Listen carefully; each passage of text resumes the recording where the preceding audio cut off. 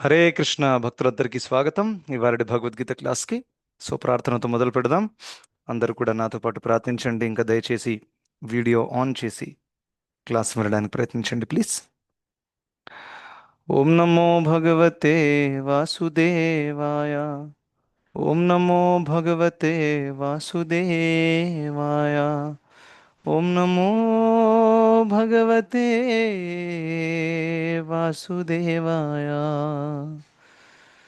ఓం అజ్ఞానతిమిరాంధస్య జ్ఞానాంజనశలాకయా చక్షురున్మిళితం యేన తస్మై శ్రీగురవే నమః. నమో విష్ణుపాదాయ కృష్ణప్రేష్ఠాయ భూతలే శ్రీమతే భక్తివేదాంత స్వామిన్నితి నామినే. నమస్తే సారస్వతే దేవే గౌరవాణీ ప్రచారిణే निर्विशेषशून्यवादी पाश्चात्यदेशतारिणे. जय श्री कृष्ण चैतन्य प्रभु नित्यानंद श्री अद्वैत गदाधर श्रीवासादि गौरभक्तवृंद. हरे कृष्ण कृष्ण कृष्ण हरे हरे हरे राम राम राम हरे हरे. హరే కృష్ణ భక్తులందరికీ స్వాగతం ఇవాళ భగవద్గీత క్లాస్కి. సో మనము 11వ అధ్యాయం చర్చిస్తున్నాము. అందులో 48వ శ్లోకం వరకు చూసామనుకుంటా నిన్నటి క్లాస్లో. సో నిన్నటి క్లాస్లో లాస్ట్ శ్లోకం ఏదైతే ఉందో అందులో ఒక పాయింట్ మనం చర్చించాము. దాంతోపాటు ఇంకొక పాయింట్ కూడా ఉంది ప్రత్యేకంగా.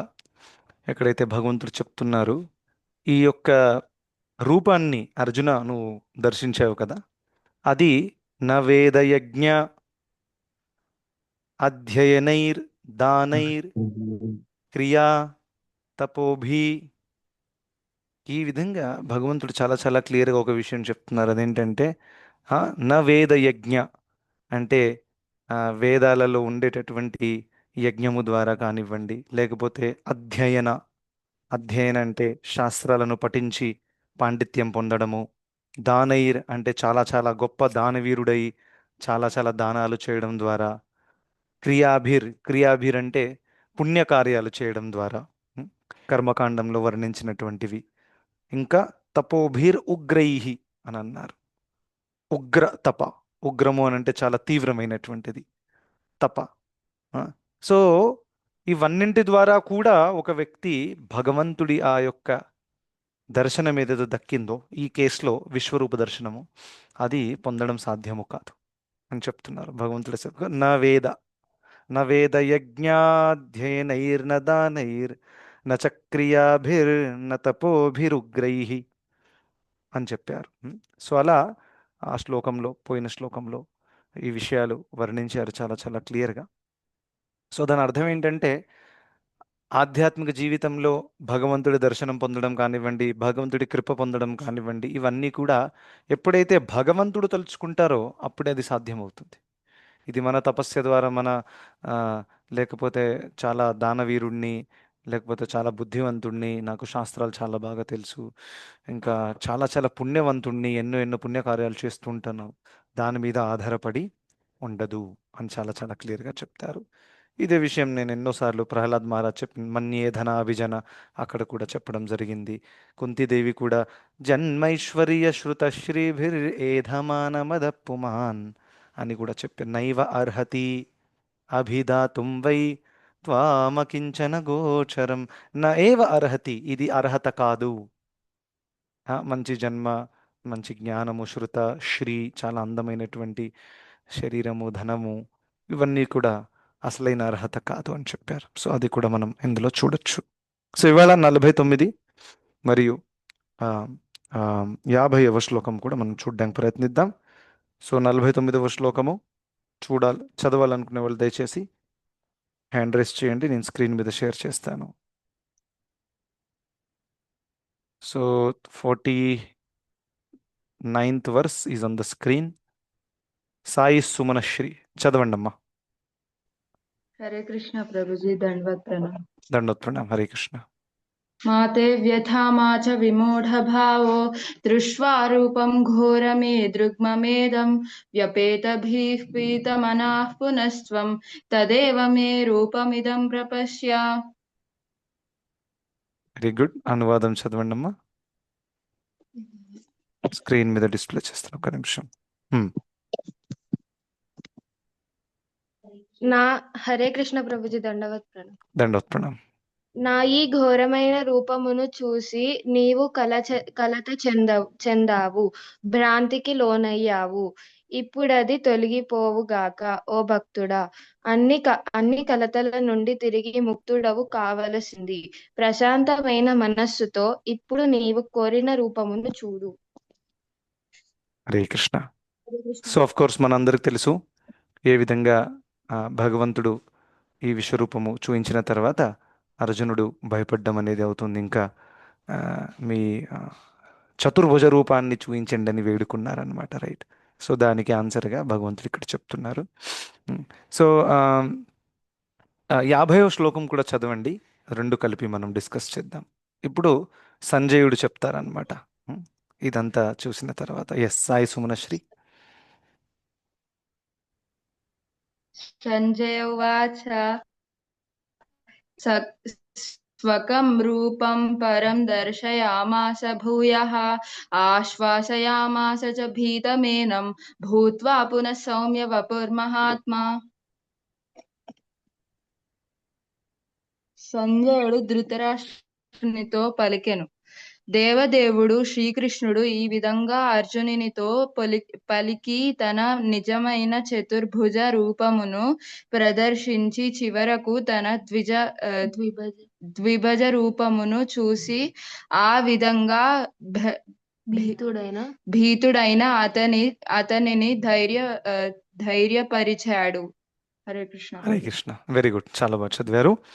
సో 49వ శ్లోకంలో భగవంతుడు చెప్తున్నారు, నువ్వు నా యొక్క ఈ రూపాన్ని చూసి చాలా భయపడిపోయావు.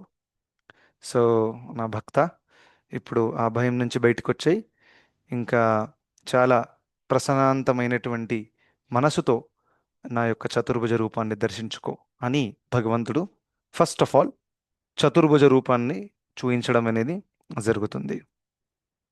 అయితే ఇప్పుడు ఇక్కడ ప్రభుపాదుల వారు ఒక పాయింట్ చెప్పారు. ఆ పాయింట్ ఏంటంటే, ఈ యొక్క భక్తులు ఎవరైతే ఉన్నారో ఉన్నత స్థాయిలో ఉన్న వాళ్ళకి ఈ విశ్వరూపము అఫ్ కోర్స్ వాళ్ళు చూసి ప్రణామాలు చేశారు, కానీ దాని పట్ల వాళ్ళకి ఎటువంటి ఆకర్షణ అనేది లేదు. సో ఈ యొక్క విషయం మనం గుర్తుపెట్టుకోవాలి. అసలు విశ్వరూపము అప్రిషియేట్ చేశాడు అర్జునుడు, నో డౌట్. కానీ అది ప్రభుపాదుల వారు ఏమంటున్నారంటే, మీరు ఈ విశ్వరూపంతో ప్రేమ ఇచ్చి పుచ్చుకోవచ్చా?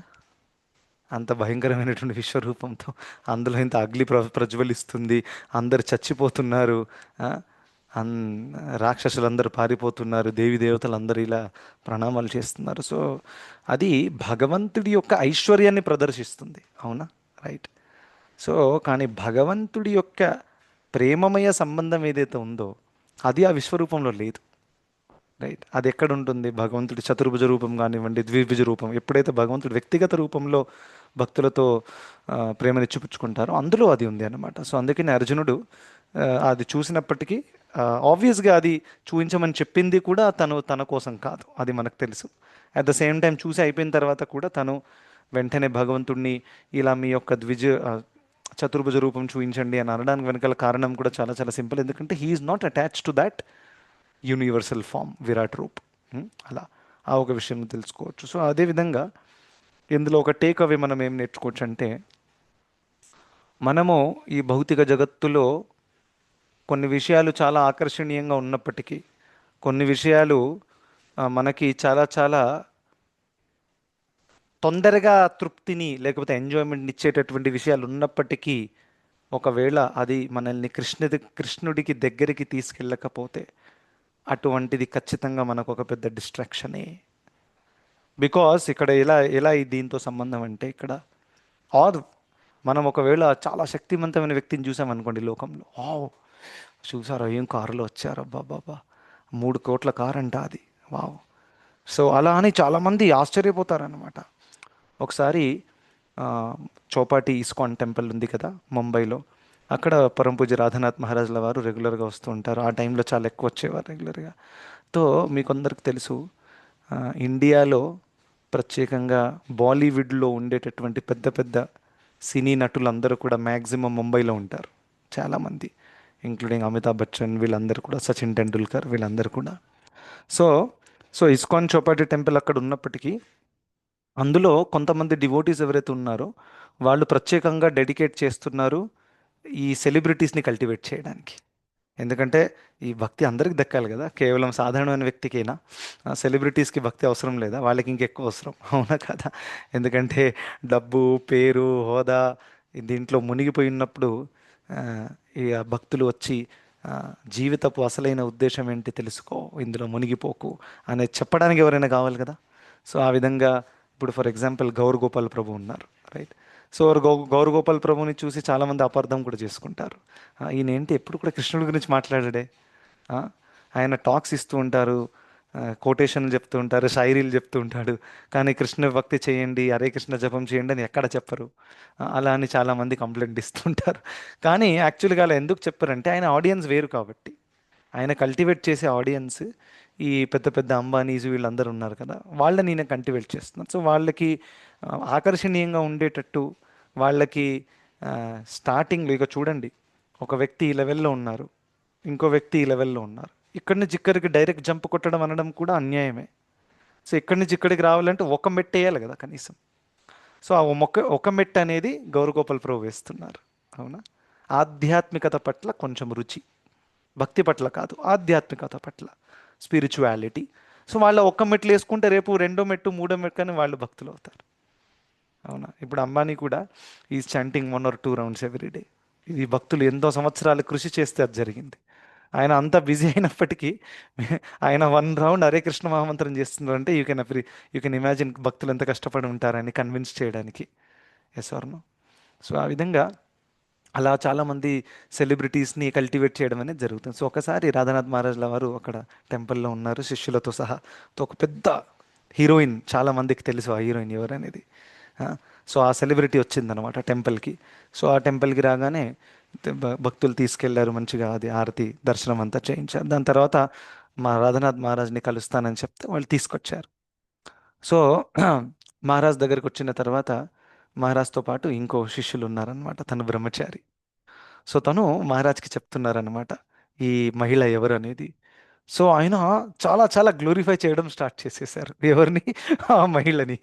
మహారాజ్ మీకు తెలుసా, ఈమె ఎంత గొప్ప యాక్టర్ తెలుసా, 5 సంవత్సరాలలో 4 అవార్డ్స్ కొట్టేసింది, అది ఇది అని ఎంత ఎంత గ్లోరిఫై. ఎప్పుడు?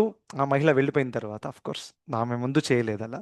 సో ఆ మహిళ వచ్చింది, వచ్చినప్పుడు మహారాజ్ కూడా ఆశీర్వాదం ఇచ్చారు. ఆ మహిళ చెక్ రాసి ఇచ్చింది, నా తరఫున డొనేషన్ అని. అలా ఇచ్చేసి వెళ్ళిపోయిన తర్వాత ఈ బ్రహ్మచారి మహారాజ్కి చాలా చాలా గ్లోరిఫై చేస్తున్నాడు. ఇప్పుడు వెళ్ళింది చూడండి, ఆమె ఎవరో తెలుసా మీకు, ఎంత పెద్ద హీరోయిన్, అది ఇది అని అది చెప్తుంటే మహారాజు ఇలా సీరియస్గా చూశారు. ఆ, సో ఆయనకు డౌట్ వచ్చేసింది, ఏమైంది ఇలా ఇలా చూస్తున్నారేంటి అని. ఆ, సో దాని అర్థం ఏంటి? ఎందుకు మహారాజు అలా సీరియస్గా చూసుంటారు చెప్పండి? ఎవరు చెప్తారు?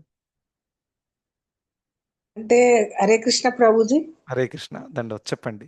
అంటే ఇప్పుడు మనము భక్తిలో ఉన్నాం కదా ప్రభుజీ, మళ్ళా భౌతిక దానికి పోతామేమో అనేసి చెప్పొద్దు కదా ప్రభుజీ. ఎంత అంటే నదనం నజనం న సుందరిం, అది ఒక శ్లోకం ఉంది కదా ప్రభుజీ.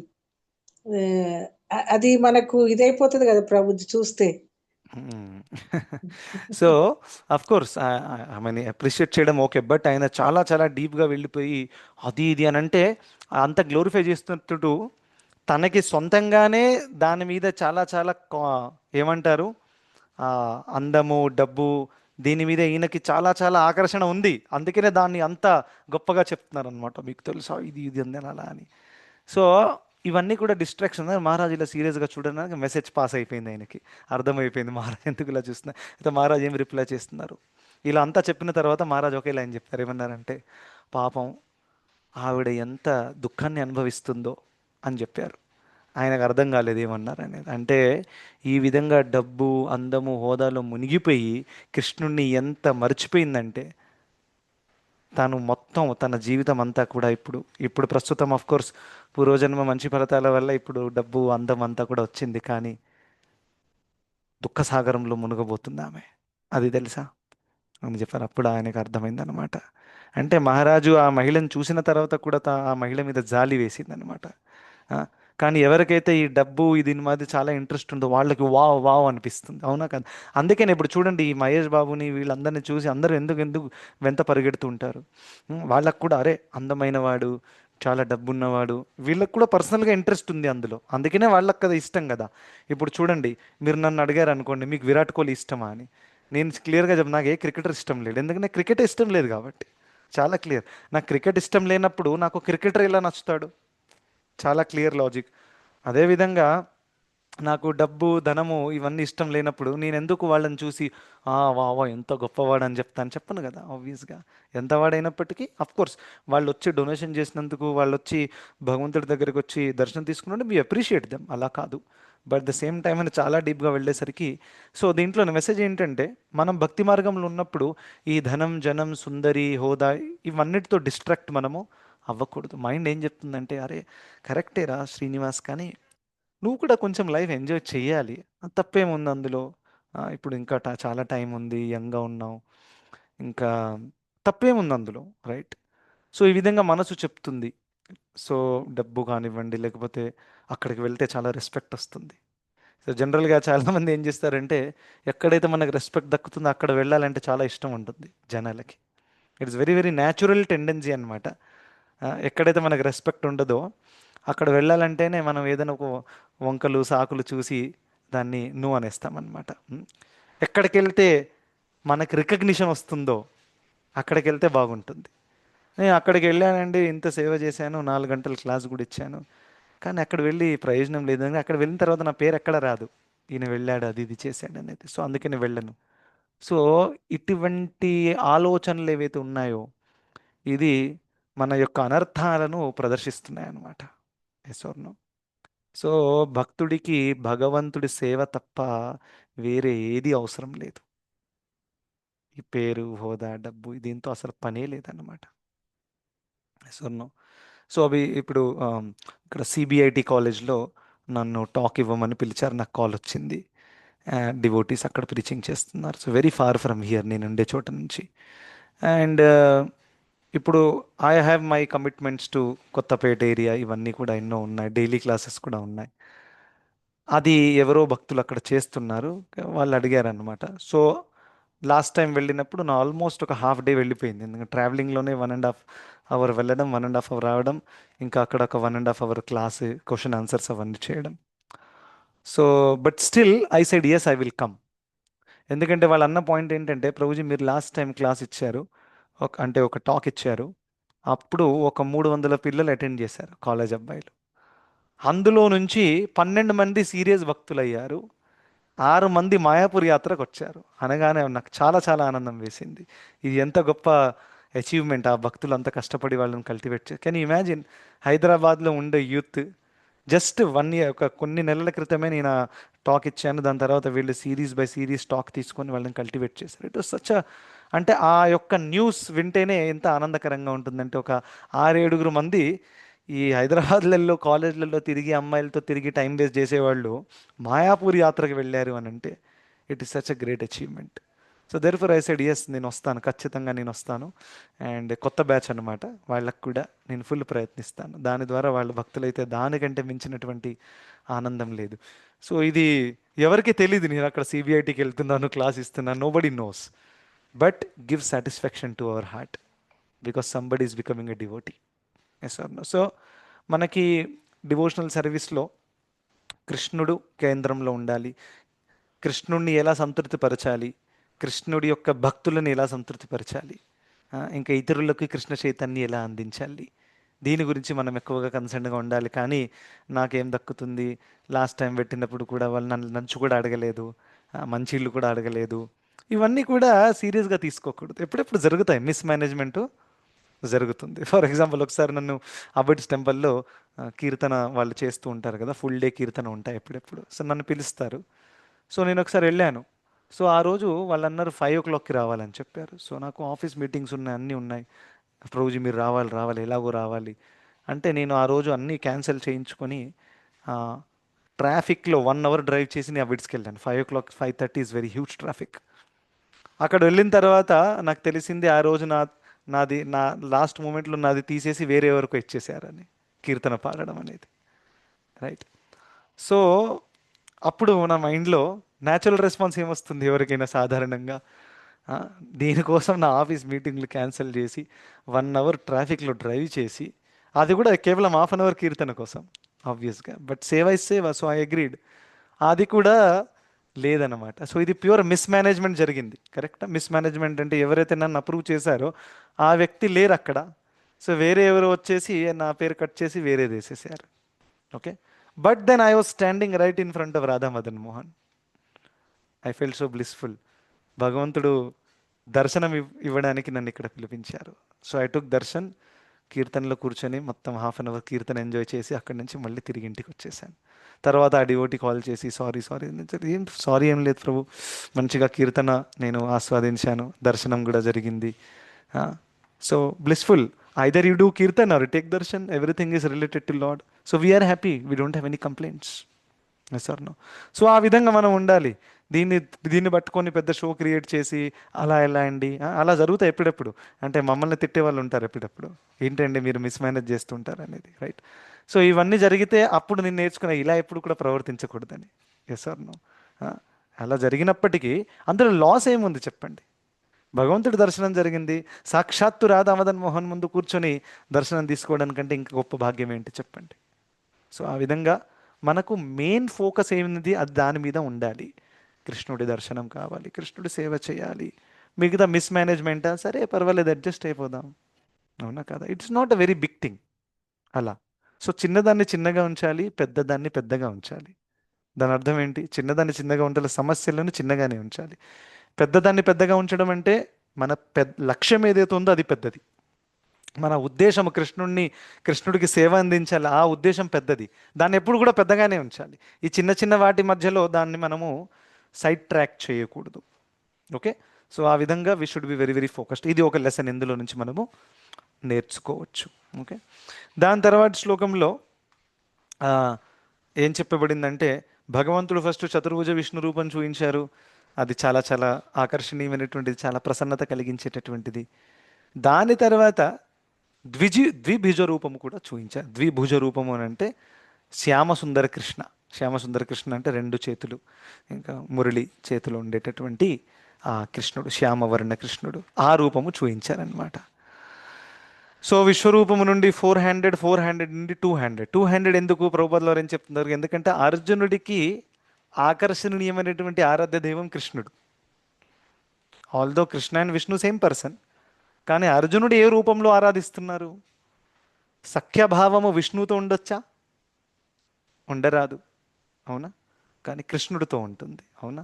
సో అందుకనే ఆ యొక్క విషయాన్ని గమనించి భగవంతుడు అర్జునుడికి మళ్ళీ తన ద్విభుజ రూపం ఏదైతే ఉందో అది చూపించారనమాట.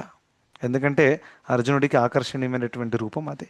నేను నిన్న కూడా క్లాస్లో చెప్పాను, గౌడీయ వైష్ణవ పరంపరలో ఉన్న వాళ్ళందరూ కూడా ఇస్కాన్ డివోటీస్, గౌడీయ మఠ్ కానివ్వండి, వాళ్ళందరికీ ఆరాధ్య దైవం రాధాకృష్ణులు.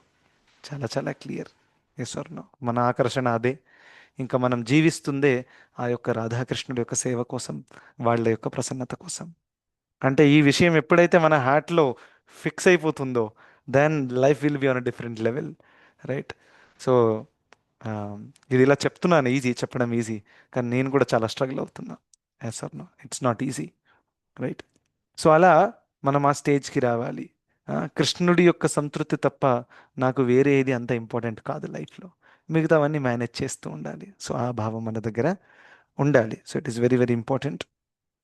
ఇంకా మీరు చూస్తారు, దేవకి వసుదేవులు కూడా ఎప్పుడైతే భగవంతుడు అవతరించారో అయితే చతుర్భుజ రూపంలో అవతరించారు. అప్పుడు వసుదేవుడు చూసినప్పుడు తమద్భుతం బాలకమంబుజేక్షణం చతుర్భుజం శంఖ గదాద్యుధాయుధం శ్రీవత్సలక్ష్మం గళశోభికౌస్తుభం పీతాంబరం సాంద్రపయోద సౌభగం. అని శ్రీమద్ భాగవతంలో శ్లోకం వస్తుంది. తో ఈ అద్భుతమైన బాలకుడిని చూశారు ఎవరు? వసుదేవుడు. కానీ ఆ బాలకుడికి, ఎందుకు ఆ బాలకుడు అద్భుతమైన వాడు? ఆ బాలకుడికి 4 చేతులు ఉన్నాయి. జస్ట్ గర్భంలో నుంచి వచ్చాడు, 4 చేతులు ఉన్నాయా? గర్భంలో నుంచి వచ్చినటువంటి శిశువుకి బంగారు ఆభరణాలు ఉన్నాయి, ఇంకా జుట్టు ఇంత పెద్దగా ఉంది, కర్లీ హెయిర్. ఇది ఎలా సాధ్యమైంది? ఇంకా నవ్వుతూ వస్తున్నాడు. పిల్లలు ఏడుస్తూ వస్తారు, ఏడవకపోతే ప్రాబ్లము, డాక్టర్ కొడతాడు కూడా. ఆ, నేను విన్నాను అలా వెనకాల కొడతారంట ఏడవకుంటే, ఏడిస్తే నార్మల్, అవునా? సో ఈ విధంగా భౌతికమైన జన్మ అలా ఉంటుంది. కానీ భగవంతుడు అద్భుతంగా వచ్చారు. ఎంత అద్భుతంగా వచ్చారంటే వసుదేవుడు ఆశ్చర్యపోయారు. ఉమ్, కలరు పీతాంబరం మరి డ్రెస్ వేసుకొని వచ్చారు. పిల్లవాళ్ళు పిల్లలు కూడా డ్రెస్ వేసుకొని వస్తారు, వాళ్ళు నగ్నంగా వస్తారు, అవునా? వాళ్ళ అసలు శరీరం మీద ఏమి ఉండదు, కానీ పీతాంబర వస్త్రాన్ని ధరించి వచ్చారు. ఆ, సో ఆ విధంగా అలా వచ్చినప్పటికీ లాస్ట్కి దేవకి వసుదేవులు ఏం రిక్వెస్ట్ చేశారు? దయచేసి మీరు మళ్ళీ కృష్ణుడి రూపాన్ని ధరించండి, ఈ 2 చేతులు ఉండేటటువంటి, అంటే బాలకృష్ణుడే కానీ కృష్ణుడే, ఓకే, ఈ చతుర్భుజ రూపం మానేయండి అని చెప్పారు. రైట్, బికాజ్ ఎందుకంటే వాళ్ళకి ఆకర్షణ కూడా అదే అనమాట. సో అలా ఇంకా ఇంకొకటి మనం చూస్తాము, ఎక్కడైతే రాసలీల జరుగుతుంది, ఆ, రాసస్థలి, బృందావనం దగ్గర. ఇప్పుడు నిధివన్ అనే ఒక ప్లేస్ ఉంది బృందావనం దగ్గర. మేము త్వరలోకి బృందావనం కూడా వెళ్ళబోతున్నాము. సో అక్కడ ఆ, నిధివన్ దగ్గర ఈ కాలంలో కూడా చాలా మంది ఇది మన ఏమంటారు, రీల్స్ ఇవన్నీ పెడుతూ ఉంటారు. నేను రాత్రి 2 గంటలకి నిధివన్లోకి వెళ్ళాను, కెమెరాలో క్యాప్చర్ చేశాను, రాధాకృష్ణ ఇద్దరు వచ్చారు, వాళ్ళు డ్యాన్స్ చేస్తున్నారు, ఇంకా వాళ్ళని చూసి నేను పిచ్చివాడిని అయిపోయాను. దాని తర్వాత నా కెమెరాలో వీడియో కూడా డిలీట్ అయిపోయింది. నేను కళ్ళు తెరిచి చూస్తే ఇంట్లో కూర్చొని ఉన్నాను. ఇటువంటివి ఎన్నో నడుస్తూ ఉంటాయి మార్కెట్లో ఆబ్వియస్గా, రైట్? కానీ కోర్స్ రాసస్థలి ఉంది, భగవంతుడు నిత్యముగా అక్కడ రాసలీల చేస్తూ ఉంటారు గోపికలతో. కానీ ఒక్కసారి లాజికల్గా ఆలోచించండి. ఉం? గొప్ప గొప్ప ఋషిమునులే భగవంతుడి యొక్క దర్శనాన్ని పొందలేకపోతున్నారు. ఎవరో మధ్యరాత్రి వెళ్ళి ఆ అడవిలో నుంచి ఇలా తొంగి చూస్తే రాధాకృష్ణులు కనిపిస్తారా? ఒక్కసారి ఆలోచించండి. అంత చీప భగవంతుడు.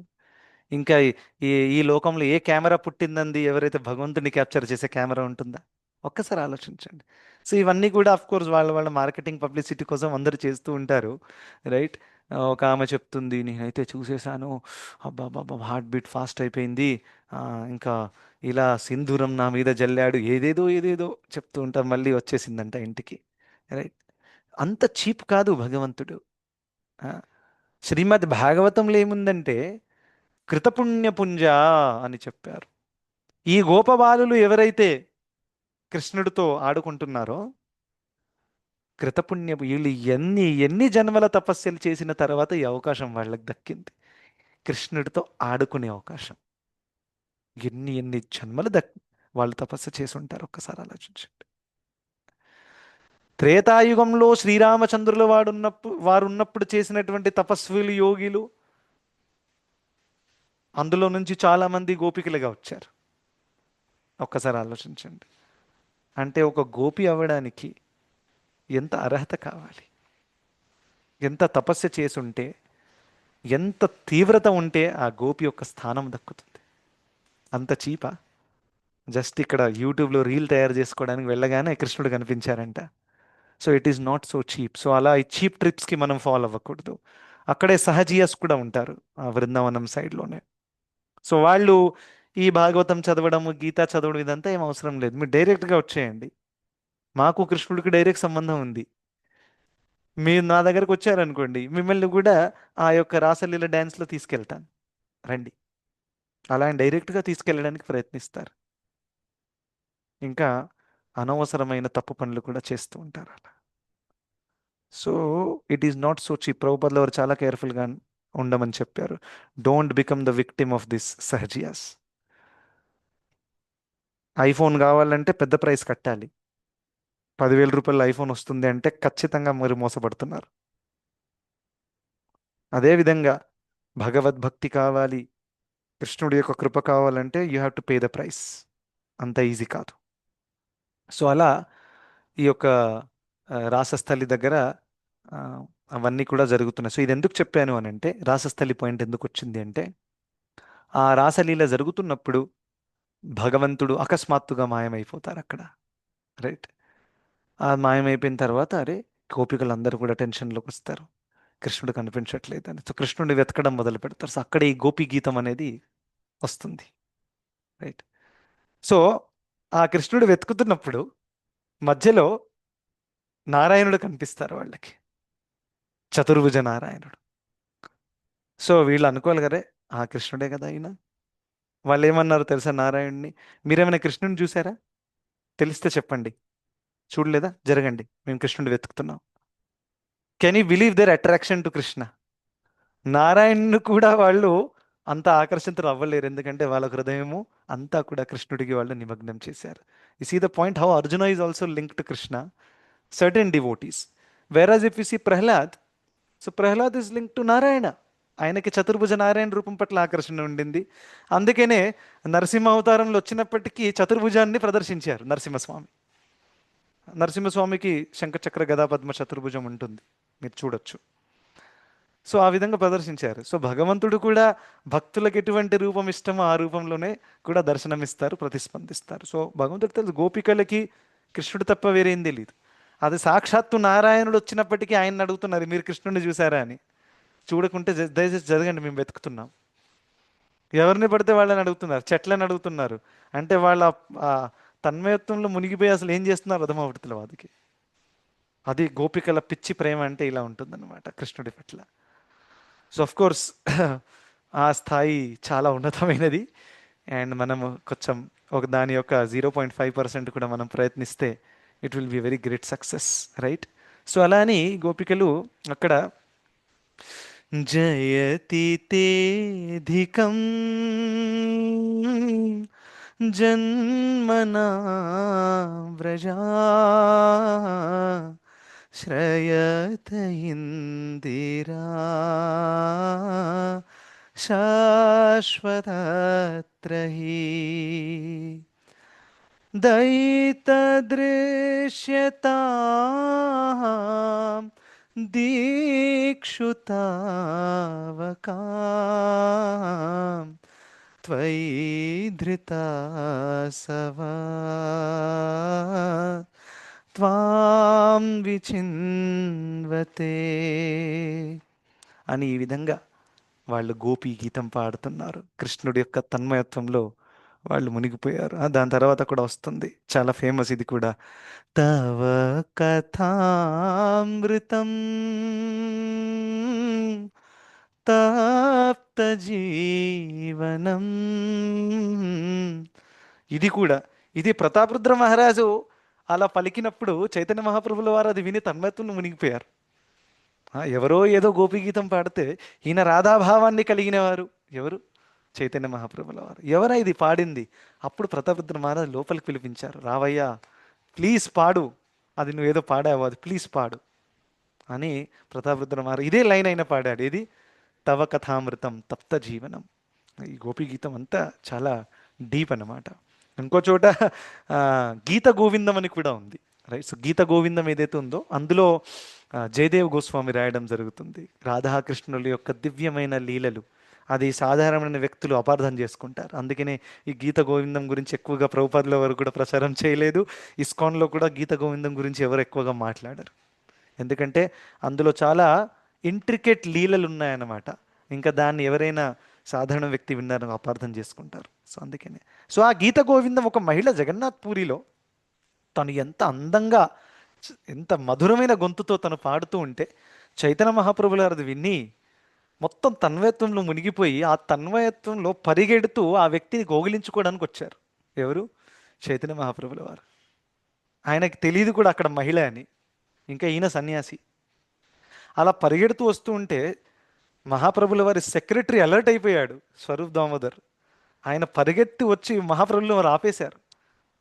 అయ్యా అయ్యా మీరు సన్యాసి, అక్కడ మహిళ ఆమె పాడేది, దగ్గరికి వెళ్ళకండి అని పట్టేసుకున్నారు. అంత తన్మయత్వంలో చైతన్య మహాప్రభుల వారు మునిగిపోయారు ఆ గీత గోవిందం విని. దాని తర్వాత మహాప్రభులు వారు అన్నారు, స్వరూప్ దామోదర్ నువ్వు ఇలాగే నాతో పాటు ఉండు, ఇవాళ నా మానాన్ని నువ్వు కాపాడావు.